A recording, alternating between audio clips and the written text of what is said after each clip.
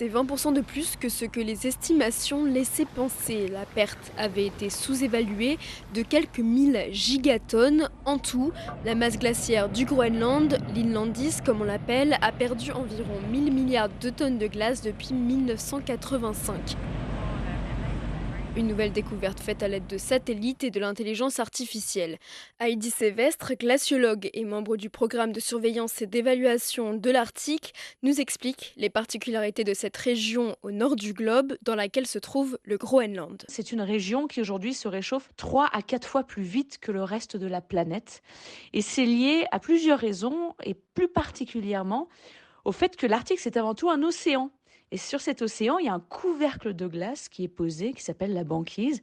Malheureusement, en 40 ans, on a perdu 40% de la superficie de banquise. Cette banquise, elle est blanche, elle agit un peu comme un miroir, elle renvoie la chaleur du soleil dans l'espace. Si cette banquise disparaît, à la place, on a un océan qui, lui, est beaucoup plus foncé.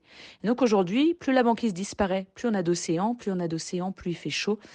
Et vraiment, la disparition de la banquise, c'est comme braquer un radiateur, un sèche-cheveux sur le Groenland.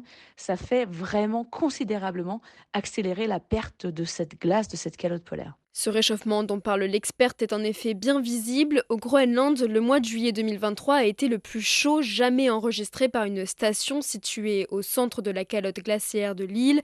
La fonte des glaces au Groenland risque d'impacter la circulation océanique. Ce phénomène peut donc avoir un effet global sur l'ensemble de l'écosystème de la planète. Donc on a deux calottes polaires sur Terre, la fameuse calotte polaire du Groenland au nord et celle de l'Antarctique au sud.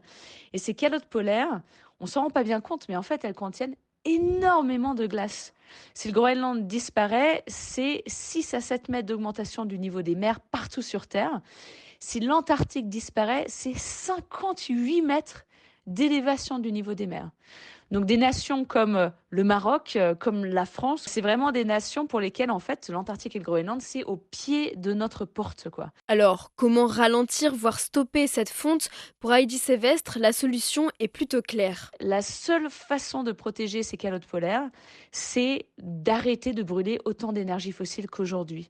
On sait que les énergies fossiles sont l'ennemi numéro un, donc il nous faut encore plus de sobriété, encore plus d'énergie renouvelable, et ça, on n'y arrivera que si on arrive à travailler tous ensemble. Car le réchauffement ne se limite pas qu'à la région de l'Arctique. L'année dernière a été la plus chaude jamais mesurée de l'histoire, selon l'Observatoire européen Copernicus.